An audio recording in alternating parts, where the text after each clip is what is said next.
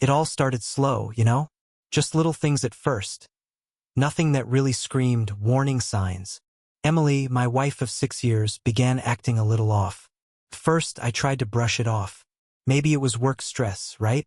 We all go through tough patches. But over time, those little weird moments piled up, and I couldn't keep ignoring them. She started leaving earlier for work and coming home later, always claiming she had extra meetings or urgent deadlines. I'd sit there at home, waiting for her to come back. And when she did, it was like I wasn't even there. She'd walk in, barely acknowledging me, glued to her phone, barely even looking up. And me? I was just sitting across the room, feeling like a ghost. The house, which used to be filled with laughter and chatter, now felt completely empty, silent and cold. I hate to admit it, but one night, I couldn't fight my curiosity any longer. She left her phone on the kitchen counter, and as I was cleaning up, I noticed a message flash on the screen. It was short, something like, "Can't wait to see you." My stomach sank. I knew I shouldn't have seen it, but I did. And when she read that message later, God, the smile on her face. I'd never seen her look that happy in months. Not when she was around me, at least. That's when the doubts started creeping in, and I couldn't shake the feeling that something was off. At first, I tried to convince myself it was nothing. Maybe it was just a work friend, a casual chat. But deep down, I could feel the anxiety building, gnawing at me. Something was wrong, and I had this constant nagging feeling that it wasn't going to end well. So I started paying more attention. Things I hadn't noticed before suddenly jumped out at me. For one, she changed the password on her phone. Now, maybe that wouldn't mean much to some people, but to me it felt like a red flag. Why the secrecy all of a sudden? We used to share everything, our day, little jokes, stupid stories. But now, nothing. The closeness we had was gone, replaced by this wall I couldn't get past. Every time I tried to get close, she'd either brush me off or tell me she was too tired. At first, I told myself it was just stress, or maybe there was something personal she wasn't ready to talk about. But that excuse wore thin. The distance between us only grew. I'd lay awake at night, staring at the ceiling, wondering where things had gone wrong. Then came the whispers. You know how mutual friends can be. Some mean well, some don't. But when I kept hearing that Emily had been having lunch with that guy from her office, it started sticking with me. And it wasn't just once, it was the same guy over and over. At first, I didn't want to believe it. I didn't want to be that paranoid husband, always thinking something's off. But when the name kept coming up in different conversations, I couldn't ignore it anymore. Felt like my mind was on the verge of unraveling. I didn't want to accuse her without solid proof. What if I was wrong? What if I was just imagining things? But what if I wasn't? That's when I decided to talk to Lily. She lived next door, and we'd been neighbors for years. She was always friendly, and I knew she'd been through a tough divorce a couple of years ago, so I figured she might have some perspective. One afternoon, we were sitting on my porch, having coffee, and I decided to bring it up. I didn't dive straight into the hard questions. I wasn't that blunt. Instead, I casually mentioned how distant Emily had been lately and how I was starting to feel unsure about everything. Lily didn't say much at first. She just listened. But then she asked me something that hit me hard. Do you trust her? I remember sitting there, silent for a long time. The truth? I wasn't sure anymore. I wanted to trust her, I really did, but the doubt had already taken root in my mind, and no matter how much I tried to ignore it, I couldn't. Lily didn't sugarcoat things. She told me she'd seen situations like this before. When people start hiding things from each other, it usually means they're hiding something. She didn't outright say Emily was cheating, but she didn't dismiss the possibility either. She told me to keep my eyes open, to pay attention to the small details. People who have nothing to hide, she said, don't hide anything. And man, that stung. For the next few weeks, I became more cautious. I wasn't about to destroy my marriage based on rumors or suspicions, but I couldn't shake the feeling that something wasn't right. I watched. I waited. Every late night, every message she tapped away at on her phone. It all felt like a clue. But the more I paid attention, the more it felt like I was preparing myself for the worst. I'd catch her laughing at something on her phone and wonder, was that laugh for me? Or for him? And every time she kissed me goodnight, barely looking me in the eye, I felt like I was losing her a little more. A knot tightened in my stomach. Lily and I started talking more frequently during this time. She became my sounding board, the one person I could vent to without fear of being judged. She didn't push me one way or the other, but she made it clear I wasn't crazy for feeling the way I did. I wasn't imagining things.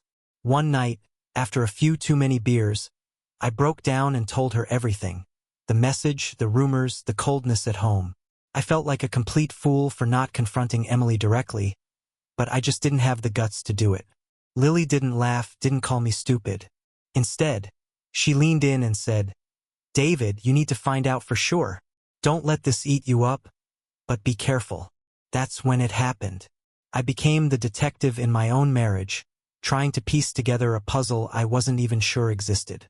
After that talk with Lily, things started to move quickly. It wasn't like I planned for it to go this way, but once that seed of doubt was planted, I couldn't just sit around doing nothing. I needed answers. I couldn't keep living in this strange, unsettled state, second-guessing every little thing Emily did. It was eating me alive, wearing me down from the inside out. Lily had this way of making everything feel normal, like it was perfectly reasonable for us to start keeping tabs on my own wife. I didn't even feel guilty about it. In hindsight, maybe I should have, but when you're stuck in something like this, when you're convinced your wife is hiding something from you, guilt isn't the first thing on your mind. You're just trying to survive it, trying to figure out what's really going on. We started small. I didn't want to come across as obsessive or desperate, so the first thing I did was pick up her phone whenever she left it around. I'd scroll through her messages, check her social media, not expecting to find anything but hoping to catch a glimpse of something that didn't add up. It's incredible how easy it is for people to forget that their phones are like open windows into their lives. But Emily wasn't as careless as I thought. Her messages were spotless. Too spotless. Everything was so clean it almost looked too clean, like she was deliberately hiding something. If she was talking to someone she shouldn't be, she wasn't doing it through her regular chats. She had to be using some secure app or clearing everything out right after. What frustrated me more? Knowing she was hiding something, or feeling completely helpless to prove it. That's when Lily suggested we take things up a notch. "You can't just wait around for her to slip up," she said one evening, her voice casual but serious. We were sitting on my porch, the moon hanging low in the sky, casting a strange, eerie light over the yard. "You need to start tracking her. Be smarter about it." I remember thinking she was joking. What was I supposed to do? Follow my wife like a private investigator? But Lily wasn't joking. She was dead serious. "We'll do this together," she said, leaning in, her voice dropping to a whisper. "You're not in this alone." And just like that, Lily and I became a team. While I was at work, she kept tabs on Emily. Whenever I could, I'd reach out to friends or acquaintances to figure out where Emily was. It wasn't as hard as I thought. Emily's routine was pretty predictable, except for those moments when she'd disappear. Those lunch meetings or late nights at the office. That's where Lily and I focused. We fell into a rhythm, almost like detectives on a case, working together to uncover the truth. After each day, we'd meet up to share what we'd learned, piecing everything together. But those late-night talks began to shift. At first, we only talked about Emily, but before long, we were sharing our own lives. Our disappointments, our regrets, the things we wished we'd done differently. Lily had this way of looking at me, like she understood exactly what I was going through, without needing to hear every little detail. Her eyes, damn. I hadn't been looked at like that in so long. Not since the early days with Emily when everything still felt right. Felt good, honestly. Really good, to have someone see me again. One night, after a few too many beers, I let my guard down. What if she really is cheating? I asked, my voice heavy with the weight of the question. What do I do then? Lily didn't hesitate for a second. You don't just catch her, she said, leaning closer. Her voice was almost a whisper. You get what's yours. You've been through hell, David. You deserve it. Her words hit me like a ton of bricks. Revenge wasn't something I'd even considered until that moment. But once Lily planted that idea in my head, it wouldn't leave. Why should I sit here, torn up inside over her betrayal, while she's out there living her best life with someone else? It wasn't right. I deserved more. The more time I spent with Lily, the more I realized how much was missing from my marriage. It wasn't just the lack of intimacy, though that had been missing for a long time. It was the connection, the closeness. I hadn't had anyone really hear me in years. Emily was always too caught up in her own world, too distracted, too distant, too tired. But Lily? She was different. She was always there, always present. I found myself looking forward to those late-night conversations. Just the two of us, no distractions. She would laugh and touch my arm, and I'd get lost in the feel of it, like I was being seen for the first time in a long while. Yeah, I'm not gonna lie, there was a part of me that thrived on the danger of it all. The sneaking around, never knowing what would happen next. It was addictive. But it wasn't just about spying on Emily anymore. We started planning. We mapped out her entire schedule, figured out when she'd be gone, when she'd sneak off. It wasn't hard to catch the pattern. Lunch with that guy from the office. I began hearing his name more and more, even though Emily never brought him up to me. It was like we were building a case against her. With every little piece of the puzzle falling into place, every late-night investigation, I felt more justified in what we were doing. Lily became my anchor throughout all of this. I'm not sure how I'd have made it through without her. We were in it together, but it wasn't just about Emily anymore. It was about us. Something was growing between Lily and me, something I never saw coming. One night, after another round of investigating, we were sitting on her couch, talking about our lives, when, out of nowhere, she leaned in and kissed me.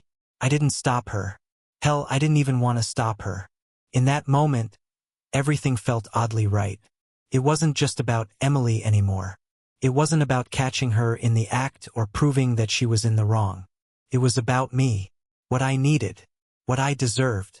Lily was giving me everything Emily had taken away. And as much as I hated to admit it, the lines between revenge and desire started to blur. I couldn't even tell where one ended and the other began. Lily wasn't just a friend, an ally in all this anymore. She was my escape. She made me feel alive again, something I hadn't felt in what felt like forever. Even though I knew my marriage was falling apart, part of me didn't even care anymore. I was in too deep to back out now. The day everything changed started like any other. I was sitting at the kitchen table, staring blankly into my coffee, when Lily called. "I've got something," she said, her voice low, tense. My heart jumped into my throat. For a second, I thought I might choke. We'd been watching, waiting for weeks, but nothing concrete had come of it. Not until today. "She's meeting him," Lily said. "Tonight. There's a reservation at that Italian place downtown. 8 o'clock. I didn't even care how she knew. At that point, I was too far gone. I didn't care about the details anymore. All I could think about was that this was it. My moment. My chance to see everything with my own eyes. No more wondering. No more doubts. Tonight I'd get the truth. But then a wave of dread hit me. Could I really handle it?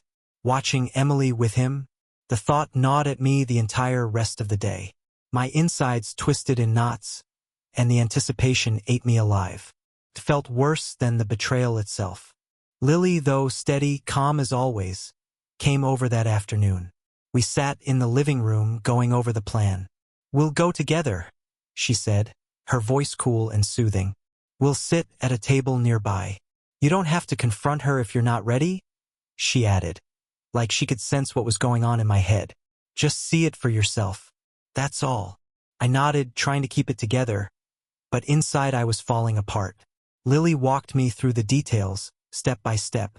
"Don't stare too much," she warned, her hand resting lightly on my arm. "We don't want her to spot us right away. Let her get comfortable first." How was I supposed to act like everything was normal when my wife was sitting a few tables away with another man? I wasn't sure, but Lily was right. This was the moment. The moment I'd been waiting for. I couldn't let it slip through my fingers. When the time finally came, I was a mess.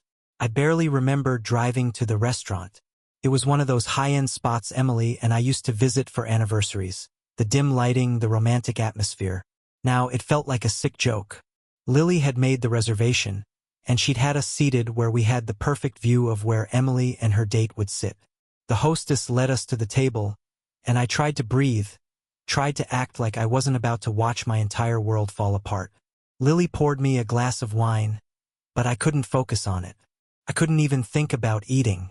My palms were slick with sweat, and I kept glancing at the entrance, waiting for them to walk in. Lily, as calm as ever, told me to sip my wine slowly. "You've got this," she said, her voice steady, like she was giving me some sort of reassurance that felt empty but comforting. "We're just here to watch." And then they walked in. I don't even know what I was expecting, but seeing Emily with him hit me like a punch to the gut. There she was, my wife, looking so damn radiant, walking in with him felt so surreal, like the most ordinary thing in the world. Emily and Thompson laughed as the hostess led them to their table, which was just a few feet away from where Lily and I were sitting. My body went cold. I couldn't take my eyes off them. Thompson. Finally, I saw the face that had only been a name to me for months.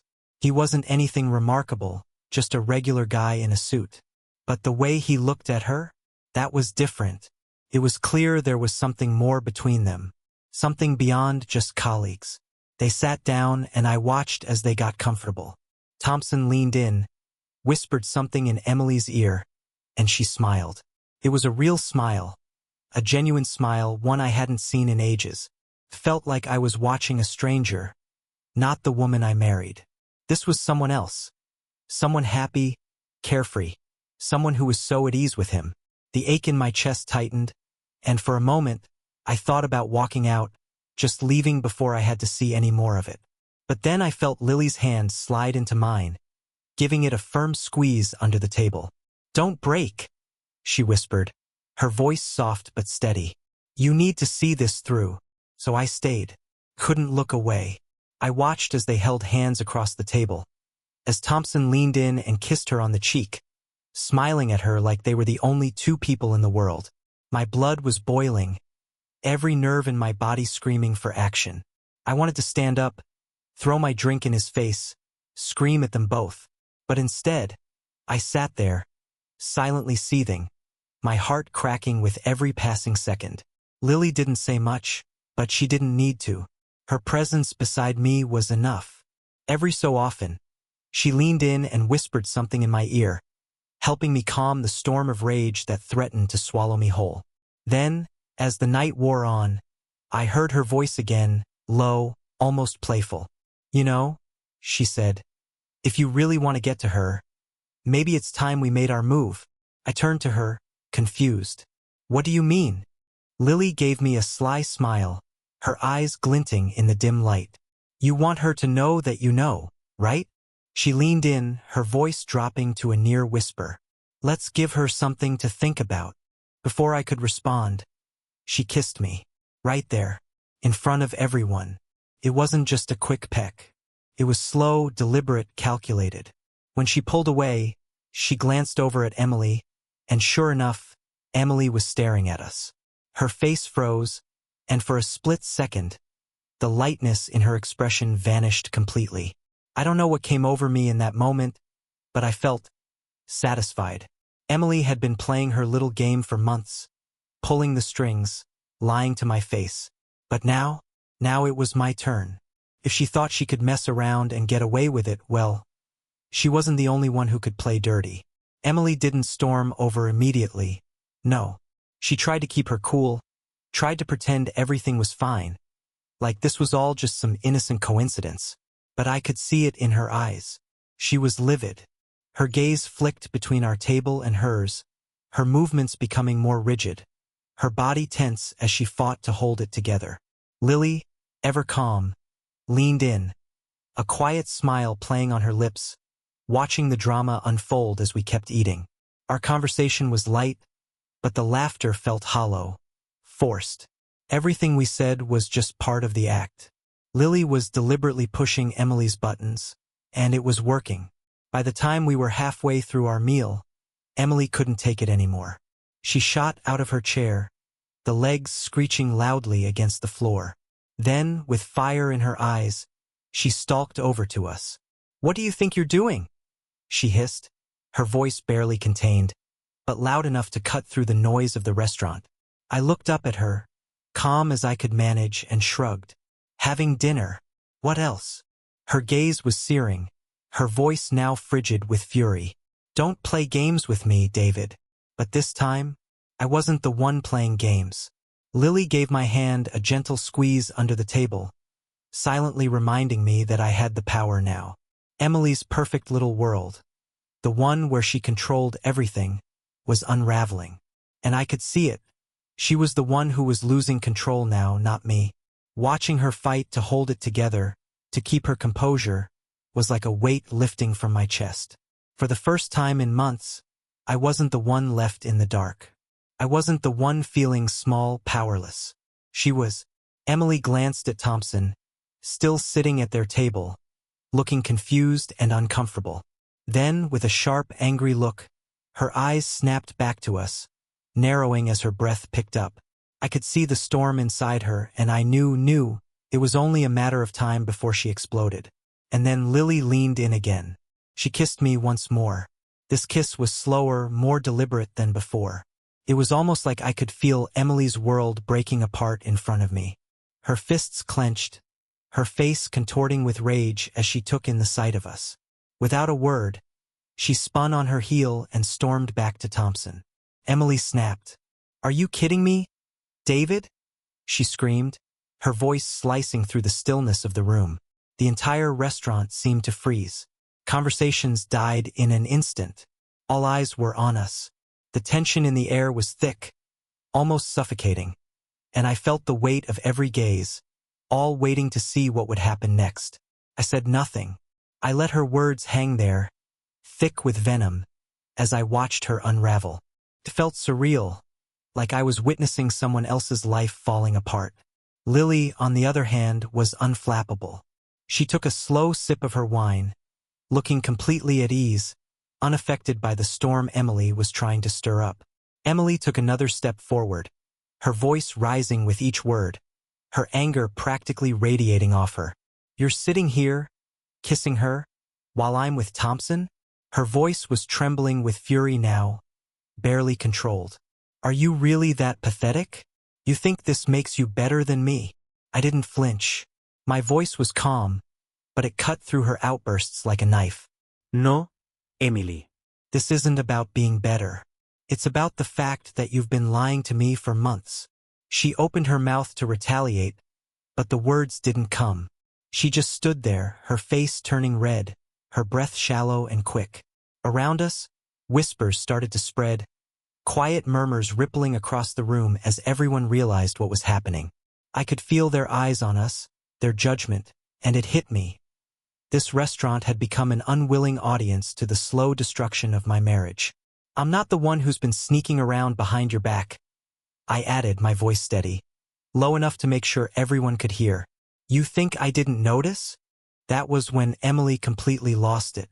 "You don't get to play the victim here," she screamed, slamming her hands down on our table so hard that the glass rattled. The couple sitting next to us flinched in surprise. "You're a coward, kissing her in front of me like some child. You think this is revenge? You think this makes you look like a man?" I could feel the heat building in my chest, the pulse of adrenaline in my neck. But before I could say anything, Lily stood up. Her voice, cool as ever, sliced through the tension. "I think he looks like a man who's finally done with you," she said, her words carrying a quiet authority. Emily's eyes flicked to Lily, and for a moment, I thought she might lash out. The air between them crackled with hostility, as if both of them were on the verge of snapping. But Emily didn't turn her rage on Lily. Instead, she turned back to me, her voice shaking with rage. "You think this is over?" she spat. "You think you can just sit here, flaunting this garbage in front of me, and I'll walk away? You think this makes you a man?" Before I could respond, Alex stepped in. "Ma'am, we're going to have to ask you to calm down," one of the waiters said, his voice soft but firm, clearly afraid of what Emily might do next. But Emily wasn't in the mood for reasoning. She shoved his arm aside, still glaring at me, her voice a shout that echoed through the entire restaurant. "You're a joke, David," she screamed. "You and your pathetic little revenge plot. You think I care? You think this bothers me?" Her words ricocheted around the room, and I felt the weight of the entire place watching us. Phones were out. Cameras were clicking. People were recording every second of her meltdown, the air alive with the buzzing of texts and whispers. My heart pounded in my chest, but I didn't stop her. She was unraveling in front of everyone, and I wanted them to see it. "You're the one who destroyed us," I said, my voice calm but loud enough for everyone to hear. "Not me," Emily recoiled, her face twisting into a mask of contempt. But beneath that fury, I saw something else, something raw, vulnerability. It was as if she hadn't expected the whole thing to implode so completely, so publicly. She took a step back, glancing around at the growing crowd of onlookers, her eyes widening as she realized just how many people had been watching this all unfold. And then, just like that, something snapped inside her. She turned and stormed out, pushing past the waiters and Thompson, who was still sitting there, frozen, trying to process what had just happened. She didn't even glance back as the door slammed shut behind her. For a moment, the restaurant was dead silent. And then, slowly, the whispers began again. Some people laughed. Others shook their heads in disbelief. The buzz of gossip spread like wildfire, and the waitstaff scrambled to restore order, apologizing to the nearby tables. But the damage was done. Lily sat back down, her expression calm, but a subtle smile tugged at the corners of her lips. She raised her glass, a quiet toast to new beginnings. "Well," she said softly, her voice laced with satisfaction, "that's one way to end it." I sat there, still trying to process everything that had just happened. My mind was reeling. Part of me was still in shock, unsure of how to feel. But another part of me, a darker part, felt something else, relief, maybe even satisfaction. Watching Emily break down like that was like having all my suspicions confirmed, all at once. There was no turning back now. But I knew this wasn't over. The fallout hadn't even started yet. The next day, my phone buzzed constantly. At first, I thought it was just the usual mix of emails and texts. But when I checked it, I saw something that took me completely by surprise. The morning after the restaurant scene, my phone blew up. It wasn't just messages from friends or family. It was notifications from social media, random acquaintances, people I didn't even know. A video had surfaced. Someone at the restaurant had filmed the entire confrontation. Emily's meltdown, the shouting, the insults, everything. And they'd posted it online. Within hours, it went viral. Thousands of views. People shared it endlessly. The title was ruthless. "Wife loses it after catching husband with another woman. Karma at its finest." I clicked the link, my eyes glued to the screen. Emily's face filled it first, her fury barely audible over the grainy sound. In the background, I sat there, calm, detached, unbothered. The comments were savage. "This chick got exactly what she deserved. Imagine being this unhinged in public. Don't know who that guy is, but he handled it like a boss." As I scrolled, I felt a strange mix of emotions. Guilt surfaced, knowing how much her life was unraveling before everyone. But there was another part of me, a bigger part, that was enjoying it. Her polished reputation, the one she'd worked so hard to maintain, was shattering before my eyes. People mocked her, dissecting every word, every moment from the video. By the end of the day, the views had hit the tens of thousands. Everyone was watching her unravel, and there was nothing she could do about it. The strangest part? I didn't feel sorry for her. Not at all. Emily had betrayed me, lied to my face, and now she was paying for it. For the first time in ages, I felt free. There was no going back. No fixing things. She had destroyed us, and now the world knew it. After that night, life shifted. There were no more secrets, no more sneaking around. Lily and I made things official, and within days she was staying over more often. It wasn't about revenge anymore. It was real. She filled the gap I hadn't even realized was there. Real conversations, laughter, the comfort I thought I had lost forever. With Lily, I could finally breathe. Life felt lighter even amidst the chaos. Meanwhile, Emily's world was crumbling. Her breakdown had spread like wildfire. The video, the mocking comments, they followed her everywhere. I heard from mutual friends that her reputation was in tatters. Whispers followed her at work. She became the subject of office jokes. The image she'd spent years carefully crafting had collapsed, and there was no putting it back together. Thompson, he vanished the moment things got too hot. Didn't surprise me. Once the video went viral, he ghosted her completely, left her to deal with the fallout on her own.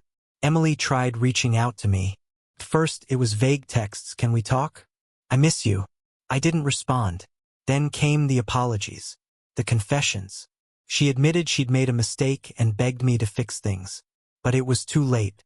One day, she showed up at my door. I opened it, and there she was, broken, her eyes red, face pale. She looked like someone who hadn't slept in days. "David, please," she begged, her voice cracking. "Can we talk? I messed up. I know I did. But we can fix this." I just stared at her. The woman on my porch wasn't the confident Emily I once knew. She looked desperate, pathetic. "There's nothing left to fix," I said, my voice cold. I wasn't angry anymore. I was just done. Her eyes flicked to the door, and that's when Lily walked into the room. Casually, she put her arm around me. Emily's face fell. The tears stopped. Her expression hardened. Without another word, she turned and walked away. Just like that, it was over. Emily didn't contact me again. The text stopped. The calls stopped. She was on her own. From what I heard, things weren't going well for her. Her job was on the line, her friends were keeping their distance. Thompson had long since disappeared. Everything she had built was falling apart, all because of the choices she made. Meanwhile, life with Lily was solid. It wasn't just about revenge anymore. She wasn't some tool I used to get back at Emily. She was the person I genuinely cared about. We built something real, and for the first time in a long time it felt right, effortless, freeing. For the first time in years, I found myself looking forward to something again. Emily was nothing more than a chapter in the past, a part of my life that I'd finally left behind. A year ago, if you had asked me where I thought I'd end up, I never would have predicted this. Sitting here with Lily by my side, I've had time to reflect on everything, the choices I made, how far things went, and the person I became in the process. Revenge wasn't the plan, at least not initially. All I wanted was the truth. I needed to understand what happened to my marriage, to the woman I thought I knew.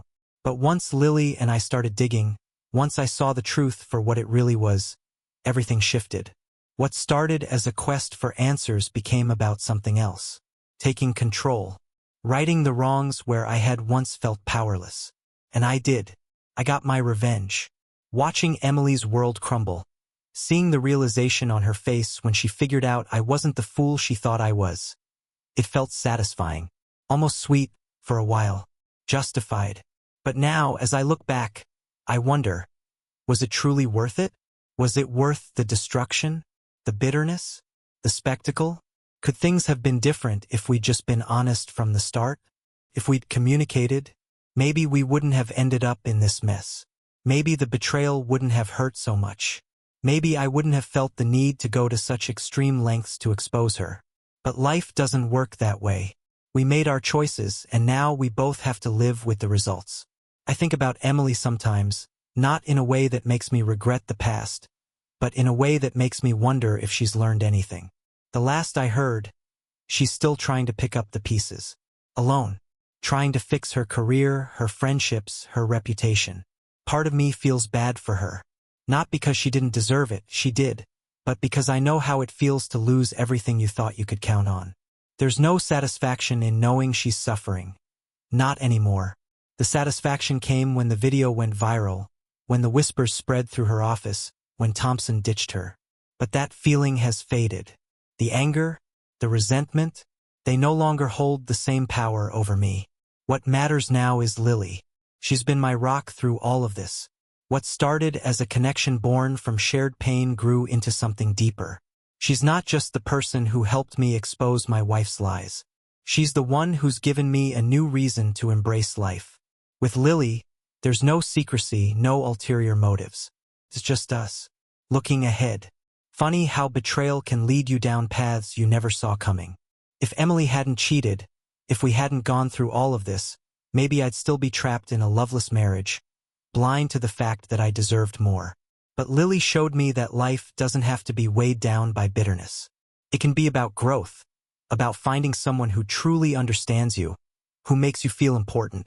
That's what I'll remember from all of this. Not the revenge. Not the fleeting satisfaction of watching Emily's world collapse. But the realization that sometimes you have to face hell to come out the other side and find happiness. It wasn't easy. It wasn't clean. But it was what I needed to go through to come out stronger. I've learned that while I can't control what others do, I can control how I react. And I chose to move forward. I chose to let go of the anger and embrace a new chapter. As for Emily, I'm not sure where she'll end up. She's still trying to piece her life back together. Maybe she'll rebuild. Maybe she won't. Either way, it's no longer my concern. I'm done looking back. The last time I saw her, standing on my porch, desperate and broken, I realized something important. She wasn't the villain in my story. She was just another person like me who made terrible choices. We both did. But I've learned from mine and I've moved on. She's still caught in the consequences of hers. So here I am, in my house. No, our house. With Lily, the woman who helped me through the hardest time of my life and has become the light I never knew I needed. We've built something good, something strong. And as I look forward, I can't help but feel that I've finally found my peace. Funny, isn't it? How life throws curveballs when you least expect it. But sometimes those curveballs lead you exactly where you need to go. And for the first time in ages, I'm not looking back. Not with anger, regret, or what-ifs. I'm just looking ahead.